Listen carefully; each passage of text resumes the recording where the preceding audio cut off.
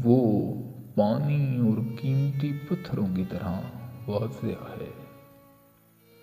اس کے آسان لطیفے کانوں تک آنے سے پہلے اس کی گفتگو کی لطافت میں چھپ جاتے ہیں۔ اس سے آئینہ خریدنے کی حاجت نہیں، کیونکہ وہ اپنی ٹرانسپیرنٹ کلائیوں میں اپنا عکس بآسانی دیکھ کے بن سنور سکتی ہے۔ سائیکو پیشنٹس کسی سائیکیٹرسٹ سے کنسلٹ کیے بغیر اس کی تصویر سے نارمل ہو سکتے ہیں، مگر شاید وہ دنیا کے لیے خوبصورت بھی نہیں ہے۔ مگر شاید وہ دنیا کے لیے خوبصورت بھی نہیں ہے۔ میں نے اسے ایک ایسے لمحے دیکھا تھا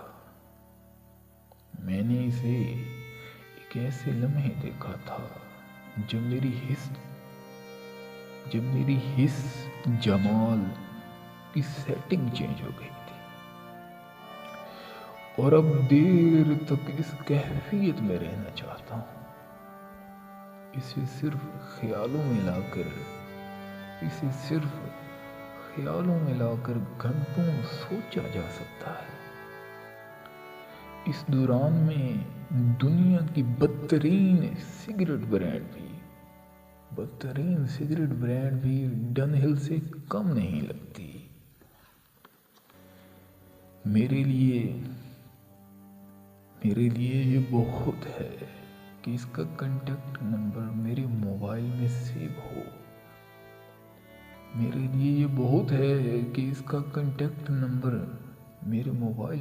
ہو۔ مگر میں اس سے بات نہیں کروں گا، اس لیے کہ پہلی نظر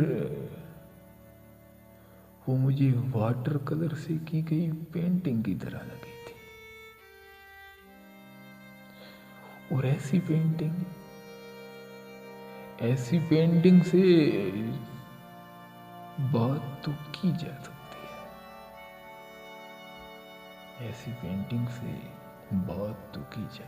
ہاتھ نہیں لگایا جا سکتا۔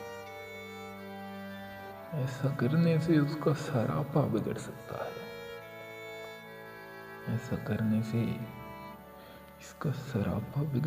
ہے، وہ اندھیرے میں چراغ کی صورت،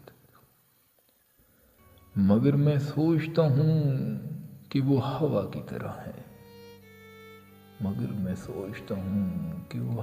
طرح ہے، یوں وہ خود ہی خود کو بجھا سکتی ہے۔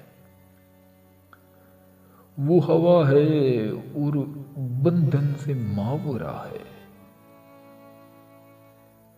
کیمرے کے علاوہ کوئی دائرہ اسے قید نہیں کر سکتا۔ پھر بھی دوست کہتے ہیں وہ میرے ڈر